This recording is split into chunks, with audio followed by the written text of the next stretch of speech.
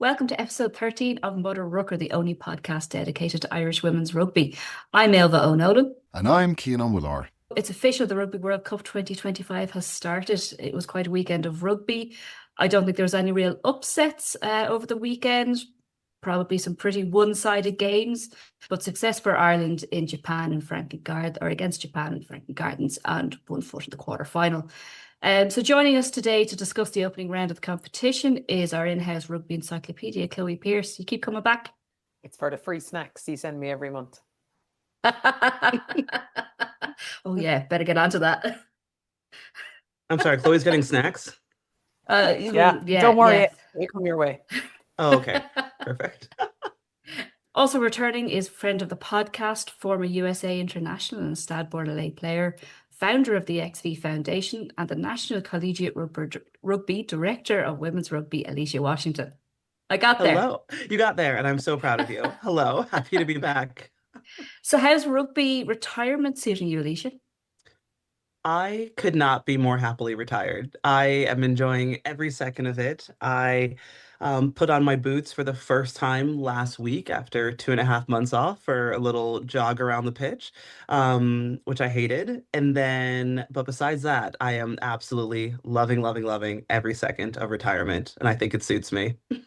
So you're not missing preseason then?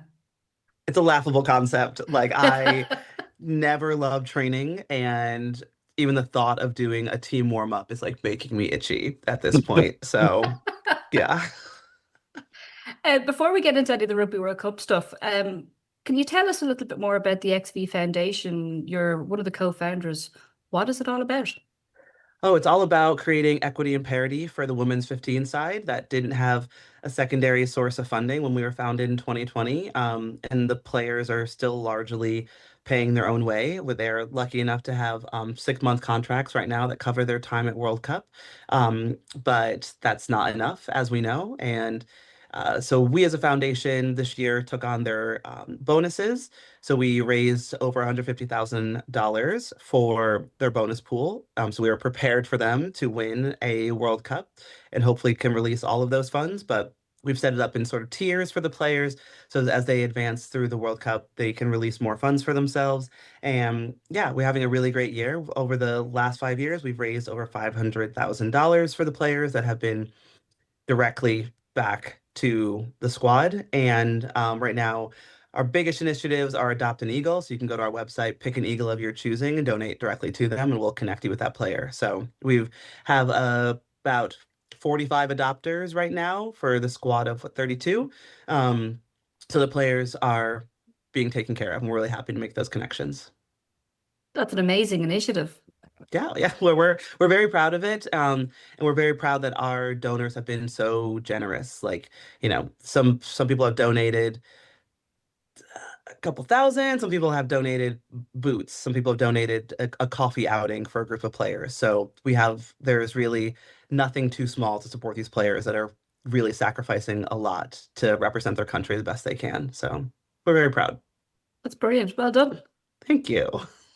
So we might move into, first of all, a little bit of the Rugby World Cup controversy. Ruby Tui was doing a little bit of punditry for BBC during the week, and she's not exactly the shyest, quietest type in general, but she made quite the claim that she was talking to somebody inside the Irish camp that called her directly and told her that Ireland are planning to throw the game against the Black Ferns. Cian, do you think this is just a little bit of the stuff that we see in the men's rugby with Eddie Jones and Razzie, that is just mind games kind of stuff? I mean, it could be mind games. I mean, is it even mind games, or is it just confusion? Or it just seems a bit crazy. I mean, there's confusion over someone who called her or called into the BBC, or someone calling on air. I mean, was it someone off air? I don't know. It doesn't seem like anyone's able to track down the actual source of this call that was supposed to have happened. It all just sounds a little bit unlikely. It does seem a little bit vague to me, and like just a claim that's there to just muddy the waters a little bit. Chloe, I can't imagine that Ireland are planning to throw anything. I can imagine that, I suppose, like Hannah O'Connor was saying on Off the Ball, that it's more than likely we're going to rotate the squad. We're going to get some fresh legs in. We're hoping to get Eva Wafer back, maybe for that game, maybe off the bench for that game. There's going to be rotation, surely, but I can't imagine any team's going to throw it. No, and the thing is, like, even if we do rotate the squad, you have to remember they're playing for a jersey the following week. So it's not like people are going to go into the game and think, doesn't matter, the result doesn't matter. Like, people are still playing for pride. You're playing in a World Cup. You want to win that game. I think we will have to rotate the squad. I just don't think we have the squad depth to possibly go toe-to-toe with New Zealand and then go again the week after. So I think for me, it actually would make sense to rotate the squad. But the girls who then play are trying to make their way into a jersey for a quarter-final. So it's going to be as competitive as ever. But I highly doubt, it's been said in camp that we're going to throw this game, because all it does is devalue a World Cup cap, and a World Cup match, which I really don't think we'll have done. But I would expect to see rotation if we are in if we guarantee that spot in the quarterfinals. But then again, if we lose that game, we probably play France, who, let's be honest, a bit undercooked the weekend. But if we win that game, then we most likely play Italy, who we know we can beat. So, it's a tough one of which would you prefer? Do you take the risk and hammer the same players for 4 games, or do you rotate that squad and then go against France with a little bit of freshness? Alycia, you've played in a World Cup. It's no small deal to get a jersey for a World Cup and step out on that pitch. It's not something that anybody's going to do half-arsed, as we'd say here. Whether it's a huge game against the Black Ferns or whether it's against any of the minnow teams, you're going out with your all, right? Yeah, I just can't. So I'm with Chloe. I'm trying to do the math on this. So if they throw this game, then they would come in second. So what does that mean for quarterfinals and traveling and yada yada? But it is really hard to not play your best when you're in your country's jersey. Like, I don't believe that's an option especially for the players. And I know the staff take a lot of pride. Yeah, so I feel like I would need clarification on what this TUI meant. But it's an incredible honor that no one's going to pass up. So yeah, it's a very interesting comment. I'm interested to see like the intent, the meaning, what happens from that, and even just like following the pools through, what would that help and how would that help and why would that help? So I have a lot of questions, but not necessarily. I'm gonna assume she was more misunderstood than anything else. Yeah, I think I'd be a little bit more cynical and just think that she's great at catching headlines, and that's just one way that she did it. But I think. Yeah, but that's more than a headline, because when we say keep rugby clean, when you're fixing matches, that is a violation. Like, that's something that can get you banned from the sport for like not an insignificant amount of time, if not forever, especially when you look at the gravity of a World Cup. So yeah, I'm gonna assume benefit of the doubt, as I do, and assume that no coach would even consider throwing a match by selection, because that's also their job. And that's like, I think we all in rugby take so much responsibility in keeping the game clean. So my final answer, she was misunderstood. I hope she clarifies if she chooses to, and I hope that the New Zealand Ireland game is an incredible match. Yeah, I can imagine that there might be some clarification to come over the next few days, maybe from herself, but who knows? But we've spoken about on the podcast before that, I think Brighton is the game that fans are targeting.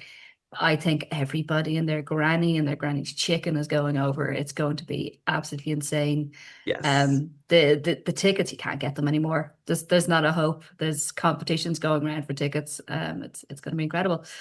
So if we look at some of the wider results across round 1, so we saw New Zealand, who we've just been talking about, play Spain, and they won 54-8 against Spain. Great to see Spain get that last-minute try at the end. It was like they'd won the World Cup. It was brilliant to see and really, really interesting. But it was interesting to see New Zealand go down to 13 players, and it's been suggested anyway that was by choice, that they were trying to protect players who obviously they had some injuries with Olsen Baker and Letty Iga. But they're still travelling with the squad to Exeter. Chloe, do you think New Zealand are just utterly dominant and they can't be beaten, or are they a side that are just trying to get right up to the boil at the right point?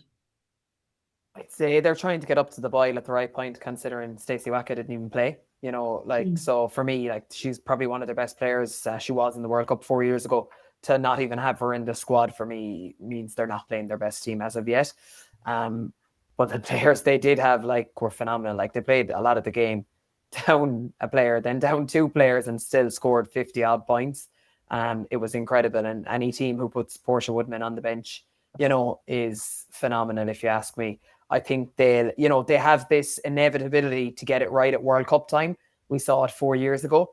Like, they had played England in a warm-up, England won, like, and then they come out and robbed it, I suppose, in the final. It was an incredible game, but I think they're a different beast when we come to World Cup. I know Ireland will take a lot of credit from beating them, in WXV, but it's going to be one hell of a game. And I'm looking forward to it. Like you said, everyone's going. There's not going to be, as they say, a cow milked in the country that day, because we'll all be in Brighton. And really looking forward to it. So that's why I hope the rumours aren't true, because, like, I'm going over for a belter of a game, two heavyweights going toe to toe, the rematch of WXV. So I hope we bring our A game, because we know New Zealand are going to bring theirs. It was interesting. I saw comments during the week about New Zealand when we played them in WXV, and there was claims that New Zealand they didn't do their homework. They hadn't a clue who Aoife Wafer was before that game. And then after the game, she was making headlines over the papers in New Zealand, like, oh, okay, we better pay attention to her. I think this time around, they're going to have seriously done their homework, and they'll know what they're facing. Alycia, going to the France game, France 24, Italy 0. It felt, for me at least, that France were at a little bit of a canter. Obviously, Bourdon Sansu is serving a ban at the moment, so Charbon started a little bit slower, I think, off the mark, but Italy weren't at the races at all. No, I think I like all the first round games, I think I expected a closer game because Italy seemed to be firing on all cylinders. I think they had a convincing win in the warm-ups against Yeah. Scotland, which, like, both great teams, but surprising to me. So I actually thought they would put up a better fight, or at least get, a few tries on the board. But yeah, France are so interesting because they can really look like they are like Six Nations. It came down to what, 1 point against England, and then they take 25 minutes to warm up against France. So it's a very interesting thing. And of course, that can come from a different nine. So that is, someone who has so many caps and is everyone's so used to playing with Bourdon Sansus. But yeah, it was definitely a different looking France. Obviously, I have to call out my teammate, Monasu Falrakla, who I thought had an amazing game. But yeah, I think as a whole, I think it was an interesting start for France. It took them a little bit longer than you would expect to actually wake up and start playing and start putting points on the board. But, they got the job done. No one, you don't get any fewer points for scoring early, late, or anything. I think it was just, Chloe, for me, it was a France team that just, I don't know, they looked like they were either holding back or they were just taking Italy very lightly. I just think they're the most frustrating team in the world to watch.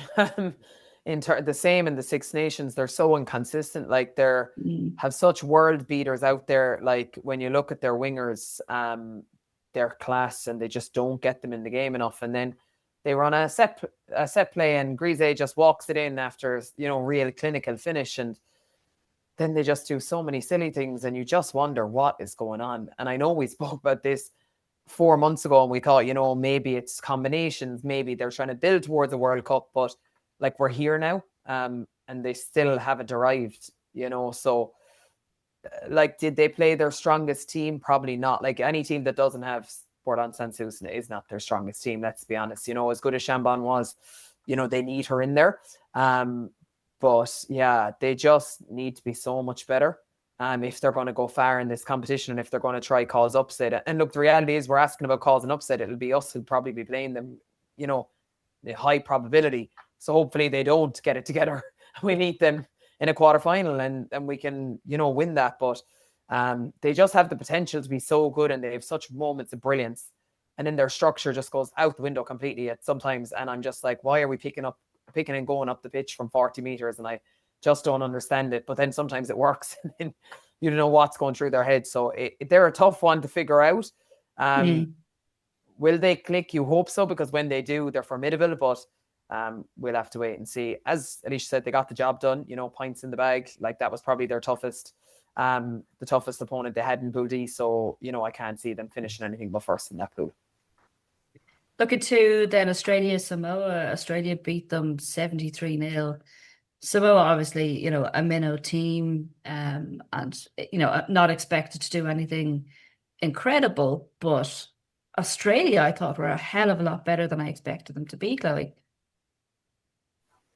Yeah, like they're a good side, and then they play in the, they went into WXV2, and you're kind of wondering, would that impact them by not having quite high quality games? New Zealand beat them a couple of times then in the Pacific Nations, but they've come in firing, like they're in that Pool A. So I think the real test will be that England and USA game. Like, I do think USA and Australia, when they meet, that's the game for second place, So it's kind of a funny one. Will one of them throw the England game to see can they play their best team to finish second in that pool? It's going to be interesting. Like, they're next up now on Saturday.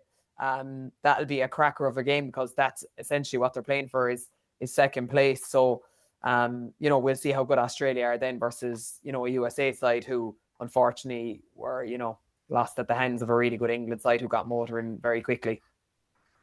And we'll move on to that England-USA game in a while, but I just want to talk about the Scotland-Wales game. I think the frustration, Chloe, that you have for France, I have for Scotland. That I think they look so good at times, and then they just lack that clinical edge. It seems like they fail to get into the 22 so often.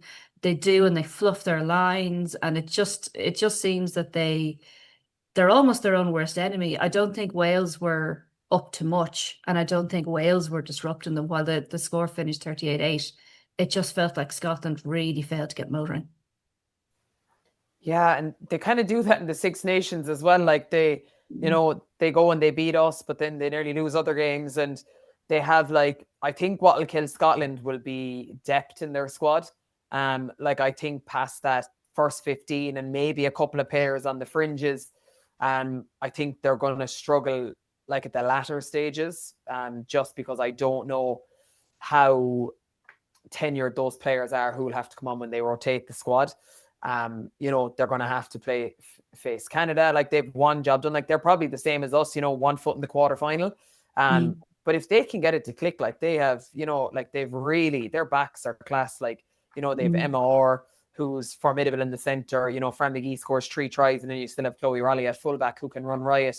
They can be so good. But we played them in a warm-up game, and they were quite poor then, that we came out on top. So they're a funny one as well. But Wales, I think they would have targeted that game. There was the whole storyline between Sean Lynn coming into the Six Nations late and, not be having a lot of time with the team. He had a lot of time now. Yeah. And they got hammered, so where did they go next? Yeah. I think if I had to push back anywhere, it's right here. I was impressed with Scotland this weekend. Really? I was more so, I mean, I could have been biased because I was watching in Edinburgh, right? In a pub in city centre. But I expected more from Wales.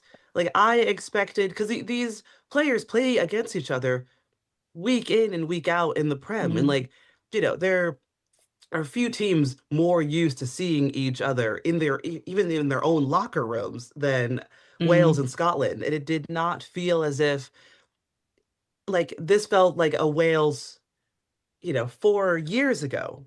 This didn't feel like the Wales that has felt very up and coming. And I believe they were in the WXV1 this year or last year, the year before.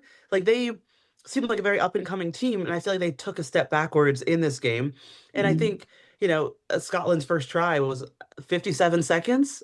So I think they were firing early. Of course, a few errors, like there's definitely more experience in their back line, a few GB7s players and their forwards who are definitely a bit newer, but also, lots of experience in like the Lana Skeldons of the pack. But yeah, they have a bit of a mix of experience, but I thought they put on a pretty all around beginning to end performance that impressed me at least. And yeah, I didn't think that Wales had any answers for them. Yeah, Wales just seem to be really, really struggling. And I suppose the WRU is struggling and is probably a symptom of that kind of wider issue. I think, we look back 2 years ago, us playing against Wales, and we were neck and neck, and we've just taken strides where Wales have just, it looked like they had the opportunity to do the same, and they've just dropped off. And I think it's a very tough time to play Wales. I think if Sean Lynn had got in a year ago, they could be in a better place, but they're just not quite there. Yeah, I don't think he's necessarily had enough time to make the impact he would have wanted. Mm, Because look what he did at Gloucester, mm, a three-peat, and how long did that take? It looks like an overnight success, but he was probably mm, there for 5, 6 years at least. mm. I want to say so. Yeah, I don't think that they had enough time together with Sean Lynn, but I do think hopefully they can use this game, learn from it, head into the next one with a bit more fire beneath them because they have the talent. When you look around at like the Alex Calendars of the team who are absolute workhorses, like the Hmm. talent is there. The team just might need more minutes under their belt to really express themselves. Yeah. So we might move on to the USA. Alycia, as a side, I suppose the USA, they're a little bit disparate in terms of where they play around the Yes. world. A lot of them in the PWR. There's several sevens that would have come in. What was the expectations for the USA coming into the World Cup? I think everyone back home really believed that we could do something. We could at least get potentially a bonus point, a try bonus point, losing bonus point, something. I think the mountain to climb. I don't think we pictured ourselves beating England, but I don't think we pictured ourselves with that score line either, which was, I know the girls were heartbroken after that, like, which is just a tough way to start a World Cup campaign because you do so much preparation. I mean, you're preparing your whole rugby career for this moment, and that's some of the girls' first introduction to a World Cup, which is really, really tough. So, yeah, I think they, some were in the PWR, some were in the WER, some came from sevens. I think a few girls were playing Australia this year. So they've come from all over. And if you look at the talent, they are so talented. They're so athletic. They're such incredible players, but for some reason, as a collective, we just couldn't put it together. And for me, for USA, they need to find momentum in their defense. It was really hard to, you know, take negative tackle, but also losing two players in a negative tackle for a few phases in a row, which really sets up your defense to be short and tight, and then lets England do what they do on the outside. So yeah, I mean, I'm forever rooting for the girls, but I think I would imagine that was a pretty frustrated changing room after the game for sure.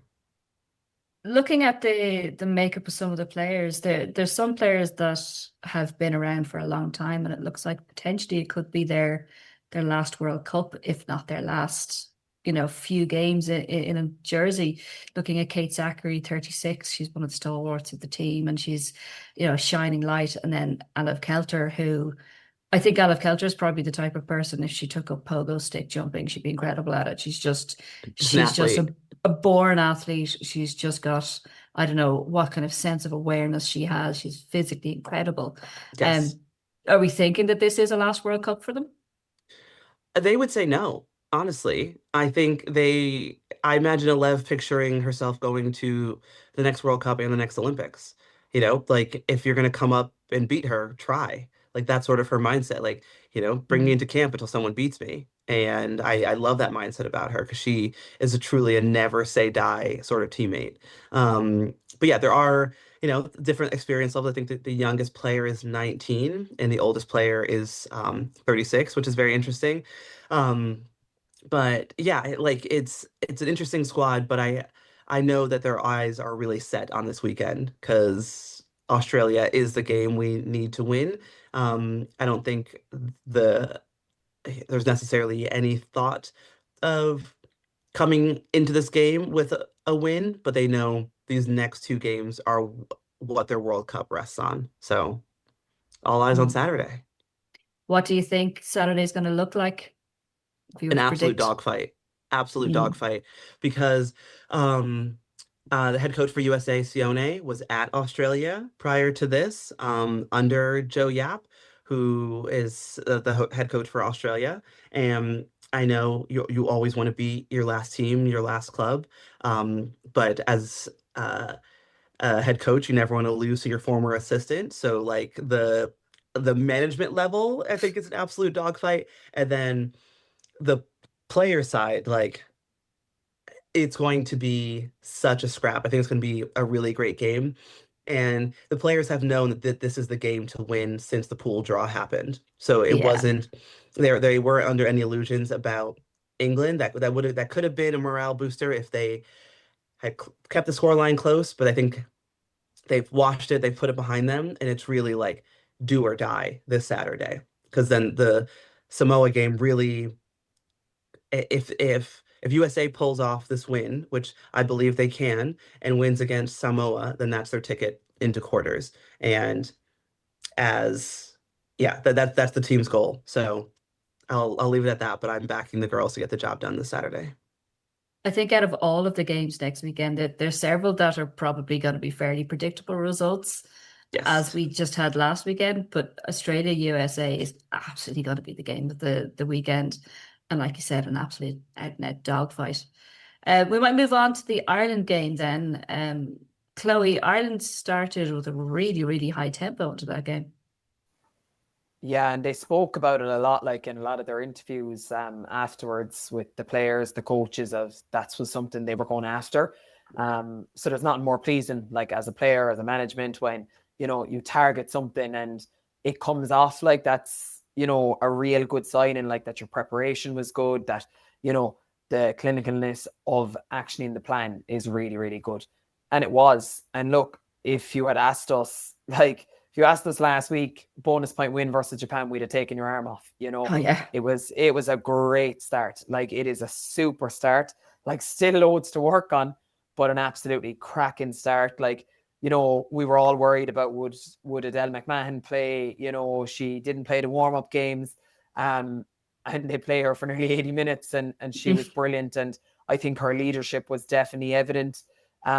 Changed to play Fiona Chute at 6, and I know she played a little bit there in the Canada game, but like she was phenomenal. And then It suited her. It absolutely It suited her. really Like suited her. she's the player who's probably impressed me the most, if I'm honest, over the last few months. Not that I didn't rate her before, I just didn't see it, but she has transformed her game. Like she's punching onto the ball. She's become a really important part of that line out.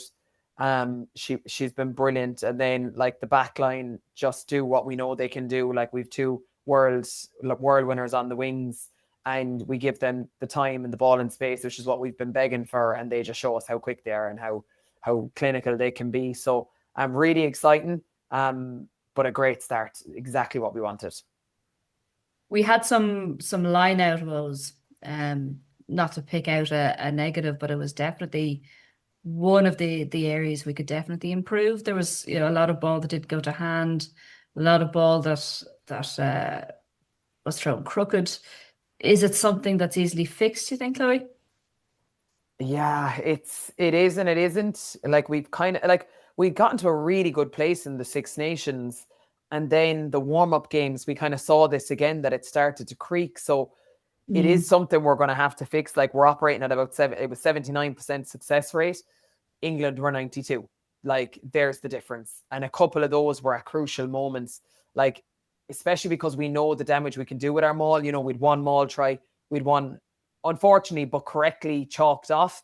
It was obstruction, like let's be honest. So Yeah. it was rightly, but we know how strong that maul is once we get it going. So it is like, and teams will know that as well. So they are going to try contest in the air. but I just think we need to be more clinical. Like, if we want to go far in this World Cup, we have to fix it. We did use a different, variants of jumpers. Having Sam back obviously is brilliant. Fiona marshalled it well. We went up with Brit as well. But yeah, we just need to be more clinical. The crookeds are tough, especially, the new ruling. If they don't go up, and if they do, like, which is it? But at the end of the day, if you don't throw it down the middle and it's crooked, there's nothing we can do. But I think sometimes just simplifying it, like there was times we actually threw to spaces where the Japanese were marking us. And sometimes it's just win the ball. And if you win the ball at 2, who cares? If you have to win the ball all day at 2 and it's 100%, the backs aren't going to give out to you. You just win that ball. Alycia, we saw in the Ireland game that we started off well with the line out, and then it seemed to kind of crumble across the middle 2 quarters, and then picked up again at the end. What happens in a game when the line out is suffering? How has that changed? Who makes those decisions? And is it something that just comes together, or is it something that there's a direct decision that we need to switch things up? Oh, that's such an interesting question. There's so many different reasons why like a lineout can go awry. Is it hooker confidence? Are the jumpers and lifters doing their job? Is the right call being made? So when it starts strong, that probably means there was a pretty good warm up, and maybe there was something in the game potentially that rattled someone's confidence at some point. Like, did the hooker have a pass not go to hand? Did they not get the usual ground that they wanted? Was their communication off? But then once you like can settle back in, because sometimes like the moment can get to you, like the moment of a World Cup and playing in that time can get to you, and you can get into like that red head space. But sometimes when you just shift back to like more purple head, more blue head, take a deep breath before lineouts, get your comms in, and even make just like eye contact connection with your jumper, can make the world of difference. But yeah, usually when you see like the ebbs and flows of like, okay, we're going well, we're not, we're going well, besides like a sub happening, it's sort of like that mental game happening where you just need to find that connection with your team. But hey, like these teams, game one, like they are growing into their World Cup, and you don't want all of your best tricks to happen in game one, right? You want to grow throughout the tournament. So if they can take that 70 some odd percent, turn that into 80 the next game, really be firing by the last pool game, and then head into the knockout stages with their most confident lineout, you would rather take that set of circumstances as opposed to you're going downhill headed into a quarterfinal. So the teams that are growing into it, and the coaches could plan for that too. It's such a long tournament. You cannot expect perfection for most of these teams in round one. Alycia, Chloe mentioned it there about the new rules about throwing it straight versus throwing it crooked. And, you can now throw a crooked as long as the other team aren't contesting the ball. Do you think that is forcing teams to make a decision on, do we protect the ball by throwing it crooked and make the assumption that they're not going to go up? And we're going to see more crooked ball in general because of that. Yeah, I don't think the hookers would have taken any less pressure off themselves. They're trying to get that ball down the tunnel into hands as well as possible. But they are, you do want to do some analysis that's like, okay, is this team likely to go up? But if you're on the opposition, go up every time. Like, what a missed opportunity if you're not going up. Maybe if your plan changes when you're within your 22, if you're preparing to counter a maul or something like that. But the rest of the field, put pressure on them. And that's like, noise pressure, that's like spatial pressure, just making it so loud the hooker can't hear the call maybe. But all of those things can really have the ball land in your favor. And then, whether your line out is functioning or not, you can opt for the scrum off of that call. So I personally love this because there were so many balls that I had throughout my career that made it to my hands, I would say enough down the tunnel or close enough, but the opposition didn't even go up. Why are we stopping the game? So I personally love this law. Let the game play. It's more ball and play time, better experience for the fans, more flow for the players. And I think it's one of the better additions that they've had over the last few years. It's certainly adding a new dynamic to the lineout anyway. That's very interesting. Chloe, if we look at the game again, the standout players for me, I thought Stacey Flood was excellent. I think first watch of the game, I'd noticed her a bit, but the second watch, I saw her punching that line, and every time we scored it, through the backs, it involved her coming into the line somewhere and being that second playmaker. I thought she was incredibly aggressive when entering the line as well. She has this unique ability to enter the line at speed and yet have loads and loads of time on the ball. Yeah, I think she definitely uses her sevens experience, of scanning. Like, I think sometimes it looks like she's not running at pace when she catches kicks, but I think she's actually just scanning for, like, where can I find a hole here? Where can I put us in the best position? And then obviously when she does that, we know she has like an incredible passing ability as well. One thing I was impressed with as well was her defense. I think I definitely would have questioned it in the Six Nations. Like, now Japan scored 2 phases later, but I thought for all the world and money they were going to score in the corner, and she somehow gets across. And even the tackle choice that she made, I was like, that was so clever, because if she had actually went for like a chop tackle, the reality is the Japanese player would have scored in the corner. Absolutely. But she actually, like, you look at it as a scrag tackle, but it was the right choice of tackle so that she didn't score. Unfortunately, they scored then, but yeah, she was really impressive at a time when we needed her. Like, I know we questioned some things across the Six Nations, like choice of kicking was something we looked at, kicking the ball out in the full quite a bit. She didn't do that the weekend. It was brilliant. Herself, obviously, Brittany Hogan got player of the game. What a workhorse, like, hit ruck after ruck, tackle after tackle, and just always willing there to carry as well. I thought she was incredible, especially when there was a lot of noise around Aoife Wafer not being available, Aoife Wafer flying over, missing number 8, and then Brittany says, hold my blue scrum cap and let me at this. And I thought it was well deserved. Like, when they took her off, I actually said, I was sitting there and I said, she has gotten through so much work and allowed a lot of people to shine. And I was delighted that she got the plaudits for it. She reminds me very much, I think, a little bit of Anna Capeless and a little bit of Claire Malloy, in that they are the workhorses that put in so much work in the ruck to set up a platform for others to shine off. And I think Brittany Hogan has probably stood a little bit in the shadow of the likes of Aoife Wafer, who's getting all of the go forward ball. But now Brittany's doing it herself. Yeah, 100%. Like, she's doing the dog work. She's a bit like Tricky in that sense. Like, Tricky's kind of like that. Tricky's a worker. She's never, known for her big, massive line breaks or anything like that. But, she'll secure the ruck. She'll make mess of other rucks. And then it allows other people to do, get the turnovers, to make the big carries. But the work was done by them. So it's great to have, someone like Brittany doing that. Obviously, when Aoife Wafer comes back in, we might see that shifts to 6, or they'll start at 8 and 6 and they'll swap at the scrum. But she was worth her weight in goals the weekend for us anyway, and well-deserved player of the game.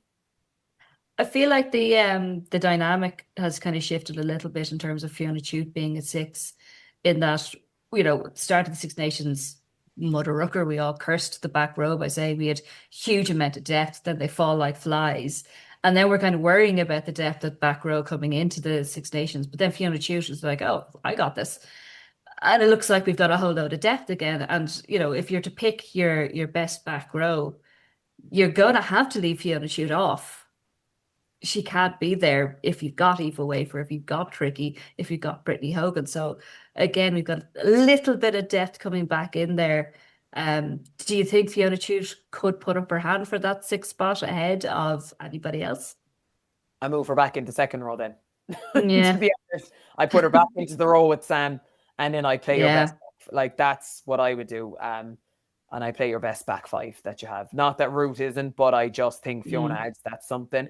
A little bit more weight in there as well when we come up against bigger teams and we need to win collisions. More sizable, yeah. Yeah, even the sizable, but she's more powerful. I'd move her into the row, pay for weight for at 6, and then they can do whatever swaps they want off the scrum of who carries. But that's the way I would play it. I think kind of honourable mention to Grace Moore. Like, she 2 great warm-up games. Really did. Yeah, I thought she'd push for one of them starting spots, but like, I think Tricky kind of solidified her experience. Look, she didn't play those games, but she obviously has so much banked prior to that she gets that jersey. But I think Grace will push her all the way. I think we'll see Grace start this weekend. I think he'll give her an opportunity.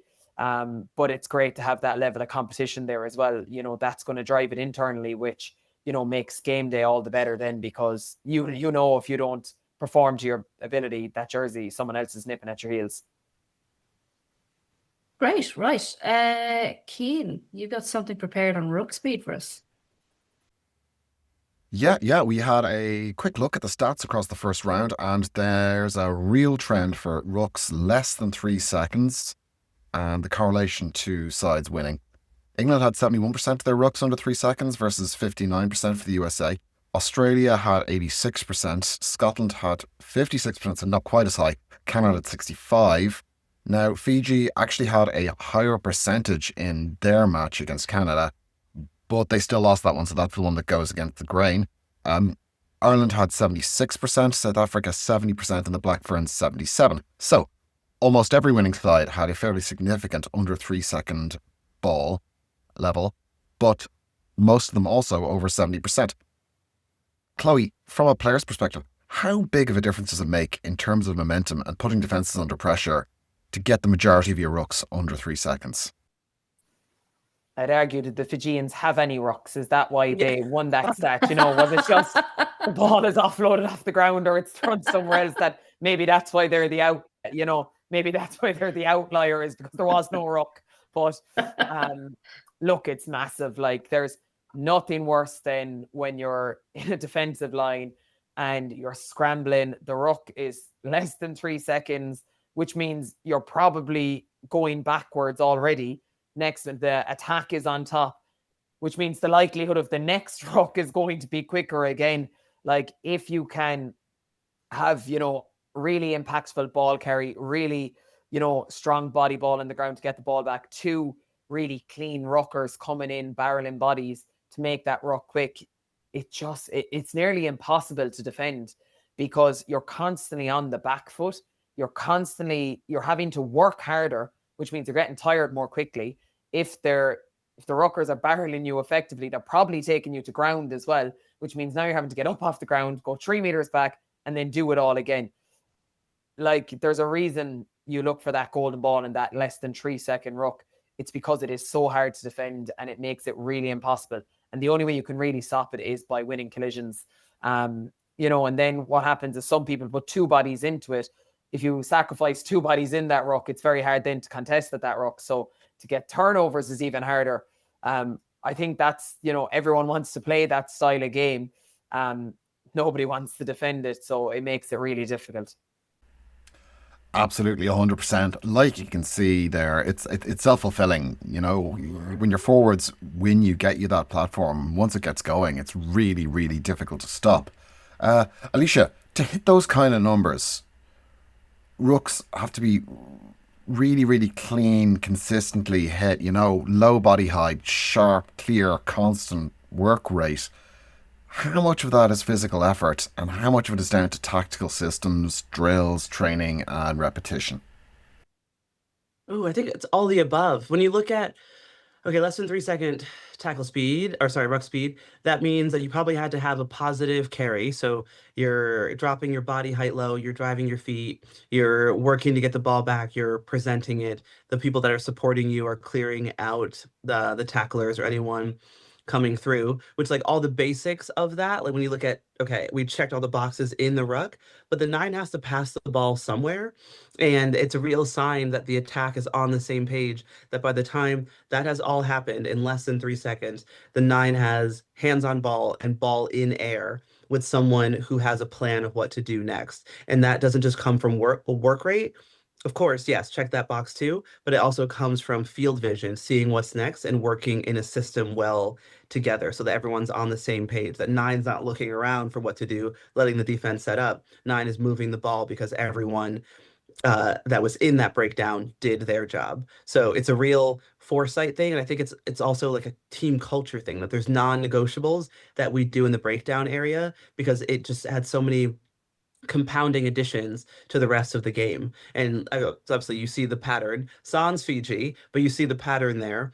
Like, you see that the top teams have these really winning habits that, you know, besides like good handling, ruck retention, line out retention, scrum retention, like this seems to be a true indicator that teams should be honing in on to work to, get them into the playoff stages of this World Cup. So yeah, I think you can coach a lot of parts of the game. This is more just player grit, foresight, and just making sure that everyone knows their role throughout that whole chain of events.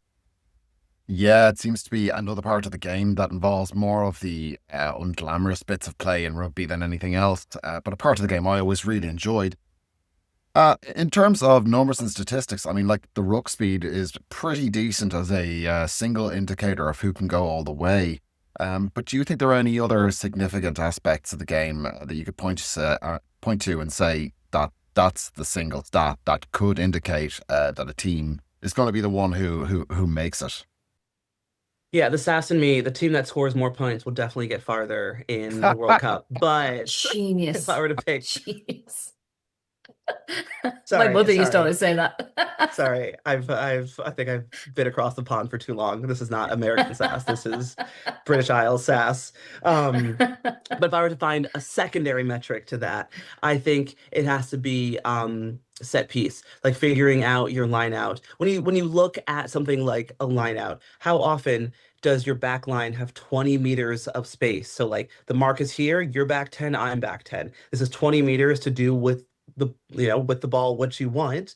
And so the line out stats need to be in your favor if you want to have a successful attack. You cannot attack without the ball, and you can't score without the ball. So make sure that your set piece is figured out, and then I'm sure that you could break it into more handling, decision making, yada yada. But if your set piece isn't functioning, and this is my second row side come out, but I truly believe the forwards are the beating heart of any team, and if they're not getting their job done, then the backs have nothing to play with. So they can play with our toys if we win them, and that's that's what we have to figure out as forwards. So 100% agree with you on that one anyway. Yeah, that was always one of my bugbears, is that you just don't get enough a kind of clarity and detail in the public stats around lineouts, because you just have lineout success rate, and it's like, okay, you caught the ball, but where was it? Was it the front? Was it the middle? Was it the back? Was it clean ball? Was it interrupted?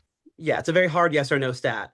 Like, a smooth delivery now down to your 9 is much nicer than a swap back that they're scrambling that the wing ends up getting or something. So yeah, definitely interesting stat, which is like, did they secure possession? Yes, we'll check the box, but Just about. Yes. Yes, it should be a quality stat, not a quantity stat, that's for sure. But but yeah, check the box for now. I'm not sure how else they can assess it, but that's for the analysts to figure out. Yeah, more's the pain, unfortunately. Chloe, what do you think? Is there anything else you see as a big indicator for how far teams are going to go, or other than the score of the game? I think like collisions, like winning collisions, like gain line carries, like you can't say tackles, right? Because if you look at the England-USA game, England made more tackles. But like, did the USA win more collisions? Probably not. So I think you have to be winning collisions, and that's on both sides of the ball. Like defensively, you have to be making sure that they're not getting across that gain line. And then if you're in attack, you have to be getting across that gain line. That's a real indicator of what you can do outside. Completely agree. Like forwards decide who wins the game and backs decide by how much. That's where most of the challenges are won.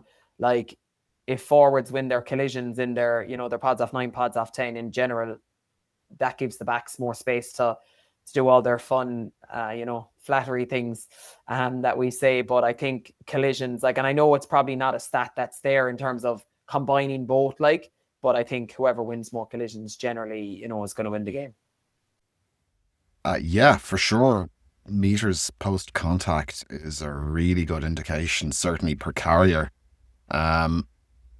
Or I'd love to see more of an indication in the public domain of that. Where on the pitch these are happening, because England were kind of sucking up pressure defensively all the way up to their 22, and then it was just like a brick wall. So you're getting post contact meters, and then it's just stopping where they're drawing the line, and there's a turnover happening and you lose the ball and you're going all the way back, which makes for a really, really tough day at the office. Lovely. We'll look ahead then very briefly to the games coming up next weekend. Ireland face Spain again in Franklin Gardens. Hopefully, that's going to be a very one-sided game. But you don't take anything for granted, especially any team that has Claudia Pena on it. It's one to be worried about. We've already said USA Australia absolutely going to be the game of the weekend. So anybody who's looking to catch only one or two games, catch that game. Has to be game of the weekend. Italy, South Africa for me, I would have said Italy will win that game, no problem. But looking at the game against France, who knows? That could be a very good game, and we could see. I'd say it's probably the most likely upset of the weekend potentially. And then we look to Canada, Wales. I can't see anything but Canada running riot. And was it the winger Shell scored 6 tries at the weekend? Is she going to go for 7 this weekend? I think that's entirely possible. We then have Scotland, Fiji, England versus Samoa. I don't think I'll even turn on my telly for that. And then New Zealand, Japan, and France, Brazil. I think, those last 5 games are certainly going to be more than likely kind of done and dusted within the first 20, 30 minutes of the game. So, Kia, I'm going to come back to you then for our favorite part of the podcast. Chloe's well used to this, but Alycia, it's time for the lucky dip. Yeah, it is. It's my favorite part of the show because I get to lightly torture Chloe, who very, very good naturedly puts up with it. But I do kind of feel like I'm in for a beating down a dark alley at some point in my future. I'll be honest, they could be worse. They could be way worse, So could you answer with the lisp? Yeah. Answer with the lisp. Yeah, I'm so sorry about that. The AI bot responsible for that has been fired into the sun, so there'll be no more of that anyway, I can tell you that much. Okay, so I'm looking to the way this works is you choose a number between 1 and 15 and you get assigned a question which is on my randomized magic sheet here. And since Chloe knows what she's doing, I'm going to let Chloe go first. So, Chloe, pick a number between 1 and 15 there. 6. 6. Okay, if there was a behind-the-scenes documentary about this year's Irish squad, what would the title be and which teammate would absolutely steal the show? I think just based off everything we've seen, it's going to be that traitors game. They all seem like that they've run. Like, have you seen all the videos and the podcasts about it? Like, it's actually, it looks like such good crack. And obviously the limelight is going to Noddy. Like, she seems to be the person who runs everything. Like, whether it's on Off the Ball or BBC or on this podcast, like, she's just a real personality in the squad from what it looks like. She seems to, for me, like, she's probably the core of the culture in the squad. And just from hearing people speak about her. So if it was like a behind the scenes, it's going to have to be like that traitors show that they do and that they've run and that kind of kept them all going week by week. So seemed like a really fun place to be. And she was definitely at the core of it. So she has to be the star. Good shout. All right. Alycia, pick a number between 1 and 15 and 6 is gone. 12. 12. Okay. From the last team you played on, who is the most likely in the squad to forget their kit or turn up with somebody else's boots? From the last team I played on? Me. Honest? Me. Because I was playing in France and I wouldn't have understood what we were doing for most of the season, honestly, because the whole season was in French. So I probably wouldn't have known that we had training. And that happened a few times where I was lucky enough to just be with people that were headed to a place. And they were like, oh, do you want to come? And I was like, oh, sure. And then it ended up being like a team event that I had to be at. So this happened definitely more than once. Yeah. So I had some good French teammates, good teammates that spoke some English too, that definitely helped me out. So I was most likely to be lost at any point this season. And yeah. So humility front and center, it would have been me. I mean, it is one way to avoid dropping anyone in it off the back of these questions is to just, put yourself in it instead. Very clever. Yes. I take it your French wasn't quite as good as you'd hoped for traveling over. It got there, but it's just also Yeah. so fast, but I'm still taking lessons now. So I really want to become fluent. Um, so if anyone out there wants to be my French language partner, let me know. But I did my best, I'll say that. Brilliant. Merci. Oh, the lucky dip just doesn't cease to deliver. Thank you very much, Cian, for that. And thank you, Alycia and Chloe, for joining us on the podcast this week. Round 2 of the World Cup next weekend as Ireland face Spain, as we said, in Northampton on Sunday at 12 noon again. We'll be back next week to discuss the highs and lows of that round. Until then, keep on rocking.